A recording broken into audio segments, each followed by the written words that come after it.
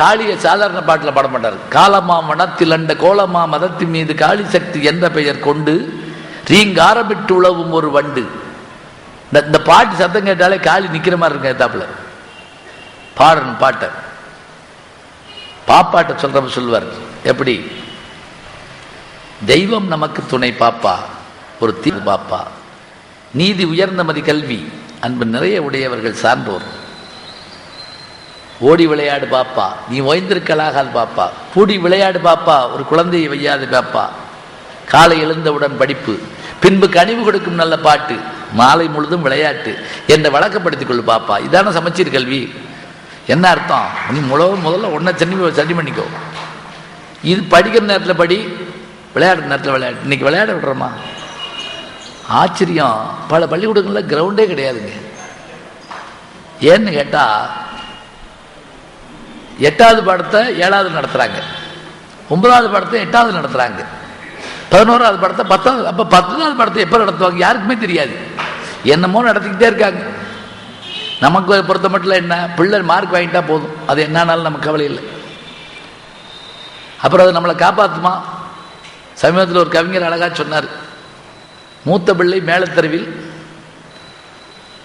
இளைய பிள்ளை கீழத்தெருவில், பெற்றோர்கள் நடுத்தெருவில் அப்படின்னு சொல்லி எல்லாரும் தெருவில் தான் இருக்காங்க.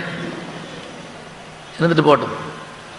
கவிதையை சொல்லிக் கொடுக்குறப்ப இந்த மாதிரி அவர் தன்னுடைய வாழ்நாளில் 3 பாடல்களை ரொம்ப முக்கியமாக செஞ்சார். ஒன்று கண்ணன் பாட்டு, குயில் பாட்டு, பாஞ்சாலி சபதம். இந்த 3 அவர் எடுத்துக்கிட்ட முயற்சிகள் இருக்கு பாருங்க.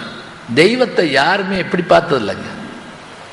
எல்லாரும் தெய்வத்தை கொஞ்சம் தள்ளி நின்று பார்ப்போம். இவர் ஒரு ஆள் தான் தெய்வத்தை எப்படி பார்த்தார்னா, முதல்ல நண்பனா பார்த்தார். சுந்தரமூர்த்தி சுவாமிகள் மாதிரி, தம்பிரான் தோழன் மாதிரி கண்ணன் நண்பனா பார்த்தார். அது எப்படி தெரியுமா?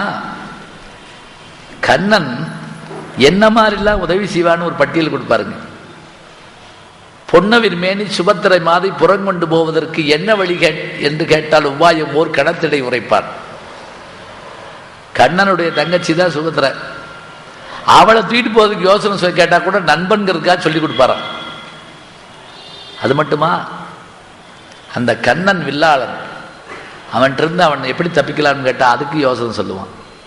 போர் நடத்தம்னு சொல்லி கொடுப்பான். கர்வத்தோடு போய் நின்னோம்னா முகத்தில் காரி உமிழ்ந்துடுவான் தோழன். அப்புறம் என்ன, கண்ணன் என்னுடைய சேவகன், எங்கிருந்தோ வந்தான் இடைச்சாதி நான் என்றான், ஈங்குவனை யான் பெறவே என்ன தவம் செய்து விட்டேன், நண்பனாய் மந்திரியாய் நல்லாசிரியனமாய் பண்பிலே தெய்வமாய் பார்வையிலே சேவகனாய். இந்த பாட்டை ஆரம்பிக்கிறப்போ ஒரு இது இருக்குங்க. இந்த பாட்டு இப்படி பார்க்கக்கூடாது. இது நம்ம படிக்காத மேலே வந்ததுனால இப்படியே பழகிட்டோம். பாட்டு எப்படி இருக்கு தெரியுமா? வேலைக்காரர்கள் இல்லாத வீட்டில் இதை பற்றி தெரியாது, அவங்களே வேலை பார்ப்பாங்க. வேலைக்காரர்கள் வச்சிருந்து அவங்க வல்லேன்னா படுற பாடு இருக்கு பாருங்க. வேலைக்காரர்கள் இல்லாமல் இருக்க முடியாது, வேலைக்காரர்களோடு இணங்கி இருக்க முடியாது. 2 வேலைக்காரங்க கதை சொல்லுவாங்க. ஒரு பணக்காரர் ஒரு வேலைக்காரனை கூட்டிட்டு ஒரு வீட்டுக்கு போனார். அந்த முதலாளியோட உட்காந்து பேசிக்கிட்டு இருந்தார். அப்போ திடீர்னு சொன்னார், ஏன் வேலைக்காரன் மாதிரி மடையும் உலகத்திலே கிடையாதுன்னார். அதுக்கு அந்த வீட்டுக்காரர் சொன்னார், அப்படி நான் விட்டு தர முடியாது, ஏன் வேலைக்காரன் மகா மடைய. எப்படி? முதல்ல உங்கள் வேலைக்காரரை நீங்கள் சொல்லுங்கள். பணக்குன்னு 10 ரூபாய் எடுத்தார். தான் கூட வந்த வேலைக்காரனை வெளியிலேருந்து கூப்பிட்டார், இங்கே வா 10 ரூபாய்க்கு இனோவா கார் வாங்கிட்டு வா அப்படின்னு இருக்காரு. போயிட்டான். போகிறான் பாருங்க, கார் வாங்க. அந்த வீட்டுக்காரர் சொன்னது இது. வேலைக்காரனை அனுப்பிட்டார். அதுக்கு இந்த வெளியிலிருந்து வந்தார்ல, அவர் என்ன பண்ணார், தான் வேலைக்காரனை கூப்பிட்டார், இங்கே வா நான் நம்ம வீட்டில் இருக்கேனான்னு பார்த்தோம் அப்படின்னு இருக்காரு. போயிட்டான். இப்போ என்ன சொல்ற, அந்த 2 பேர் கடை வீதியில் செஞ்சிருக்காங்க. யார் கார் வாங்க போனவனும் இவரை பார்க்க போனவனு செஞ்சிருக்காங்க. அதில் முதல் சொன்னான், ஏன் முதலாளி மாதிரி மடையன்னு நம்ம பார்க்கவே முடியாது. 10 ரூபா கொடுத்து இனோவா கார் வாங்க சொன்னார்ல, நீ ஞாயிற்றுக்கிழமை கடை அடப்புன்னு தெரிய வேணாம். உடனே அவன் சொன்னான், நீ பரவாயில்ல, உன் முதலாளி என்னைய போய் வீட்டில் பார்க்க சொல்றாருல, அங்கே தானே டெலிஃபோன் இருக்கு, ஃபோன் பண்ணி நான் நம்ம வீட்டில் இருக்கேன்னு கேட்க வேண்டியதானே. இப்படி வேலைக்காரனையும் வச்சுக்கிட்டு நம்ம சமாளிக்கணும். வேலைக்காரர்கள் என்னென்ன போய் சொல்லுவாங்க. பாரதியார் சொல்றாங்க, பானையிலே தேல் இருந்து பல்லால் கடித்ததென்பார். தேலுக்கு பல்லு கிடையாது, முதல்ல கொட்டும் கொடுக்கு. பானையிலே தேல் இருந்து பல்லால் கடித்ததென்பார். பாட்டியார் செத்து விட்ட 12ஆம் நாள் என்பார். 12ஆம் நாளே கிடையாது, ஒன்று 10ஆம் நாள் அல்லது 16ஆம் நாள் தான் வைப்பாங்க. எல்லாமே பொய் தான். ஓயாமல் பொய்யுரைப்பார், ஒன்றுக்கு ஒன்று சொல்வார்.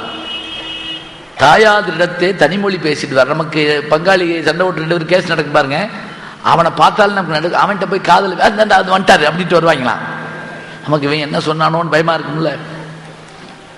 வீட்டில் எள்ளு இல்லைன்னா ஊர் முறை செஞ்சுவார், அவன் சக்கரை பை விடுங்க அப்படிமானா. ஆனால் சேவகர் இல்லைன்னாலோ நம்ம பட்ட சிரமத்துக்கு என்ன சொல்ல முடியும். இப்படி சேவகர்கள் இல்லாமல் இருந்த நேரத்தில் எங்கிருந்தோ வந்தான் இடைச்சாதினான் என்றான். இங்குவினை யான் பெறவே என்ன தவம் செய்து விட்டேன் அப்படின்னு ஆரம்பிக்கிறார். மாடு கண்டு வைத்திடுவேன், மக்களை நான் பார்த்திடுவேன், கூலி மிக கேட்பார், கொடுத்ததெல்லாம் தாம் மறப்பார். அந்த பாட்டு முதல் வரி. வேலைக்காரன்னா என்னவா, கூலி மிக கேட்பார், கொடுத்ததெல்லாம் தாம் மறப்பார். நீங்க எம்படி கொடுத்திருந்தா அது கணக்கில் வராதுன்னு வரான். இப்படி ஆரம்பிச்சு அந்த கண்ணனை, அவன் தான் என்னுடைய சீடன், சிஷியன்லாம் இல்லை, வேலைக்காரன். கடவுளை இப்படி பார்க்க யாராலையும் முடியாது. வைஷ்ணவத்தில் தாங்க உண்டு. எதோத்காரி, சொன்ன வண்ணம் செய்த பெருமாள் அப்படிம்பாங்க.